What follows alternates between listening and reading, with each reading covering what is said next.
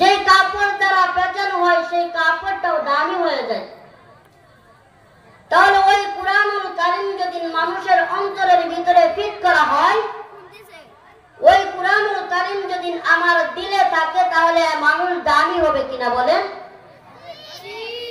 এটা আপনার আমার কথা নয়।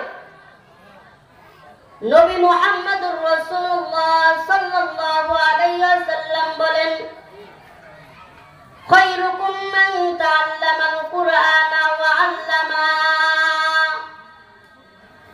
দুনিয়ার জমিনে ওই ব্যক্তি হলো শ্রেষ্ঠ মানুষ যেই ব্যক্তি কোরআন শিক্ষা দেয় এবং কোরআন শিক্ষা করে।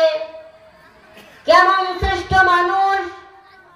নবীজি আলাইহিস সালাতু ওয়াস সালাম জানায়া দেয়, কাল কিয়ামতের দিন আল্লাহ রাব্বুল আলামিন কোরআনের হাফেজদেরকে ডাক দিয়া বলবে, ইকরা ওয়াত্তাকি ওয়ারাত্তিল কামা কুনতা তুরাত্তিলু ফিদ দুনিয়া ফাইন্না মানজিলাকা ইনদা আখিল আয়াতি তাকরাওয়া।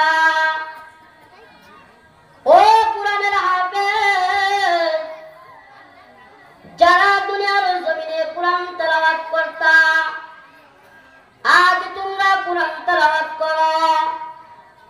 যার ভিতরে কোরআনের জ্ঞান রয়েছে, কোরআন পড়তে পারে, কাল কিয়ামতের দিন একটা করে আয়াত তেলাওয়াত করবে, আর আল্লাহ রাব্বুল আলামিন তার মাকামকে জান্নাতের ভিতরে বৃদ্ধি করে দিবেন। একটু আওয়াজ দিয়ে বলেন না সুবহানাল্লাহ। কাল কিয়ামতের দিন কোরআনের হাফেজকে ডাক দিয়া বলা হবে, ও কোরআনের হাফেজ, যাও যাও, এমন 10 জন ব্যক্তিকে তোমরা জান্নাতে নিয়ে যাও। আমি আল্লাহ রাব্বুল আলামিন যাদের জন্য জাহান্নাম হারাম করে দিয়েছি, জান্নাতকে ওয়াজিব করে জাহান্নামকে হারাম করে, জান্নাতকে হারাম করে দিয়েছি, জাহান্নামকে ওয়াজিব করে দিয়েছি, এমন 10 জন মানুষকে তোমরা সুপারিশ করে জান্নাতের ভিতরে নিয়ে যাও। আল্লাহ রাব্বুল আলামিন কাল কিয়ামতের দিন আলেমদেরকে বলবেন, যাও আলেমরা যাও, তোমরা শত শত মানুষদেরকে সুপারিশ করে জান্নাতের ভিতরে নিয়ে যাও। আল্লাহ রাব্বুল আলামিন শুধু কোরআনের হাফেজদেরকে এমন সম্মান করবে না, শুধু আলেমদেরকে এমন সম্মান করবে না। কাল কিয়ামতের দিন কঠিন একটা দিন। কেমন কঠিন একটা দিন? কেউ কাউকে চিনবে না, সন্তান চিনবে না বাবাকে, বাবা চিনবে না সন্তানকে, ভাই চিনবে না বোনকে, বোন চিনবে না ভাইকে, বন্ধু বন্ধুকে চিনবে না। ইয়াউমা ইয়াফিরুল মার'উ মিন আখি ওয়া উম্মিহি ওয়া আবি ওয়া সাহিবাতিহি ওয়া বানি। ওই কঠিন মুহূর্তের দিন আল্লাহ রাব্বুল আলামিন প্রত্যেকটা বান্দার মাথার আঘাত উপরে থাকবে সূর্য, সূর্যের তাপের কারণে তাদের শরীর ঘেমে এমন পানি হয়ে যাবে, মানুষগুলো পানিতে হাবুডুবু করবে। কিন্তু দুনিয়ার জমিনে যেই সমস্ত মাতা পিতা তার সন্তানকে কোরআনের হাফেজ বানিয়েছিল, আলেম বানিয়েছিল, ওই সমস্ত মাতা পিতাদেরকে আল্লাহ রাব্বুল আলামিন কিয়ামতের দিন নূরের তাজ পরায়া দিবে। একটু আওয়াজ দিয়ে বলেন সুবহানাল্লাহ।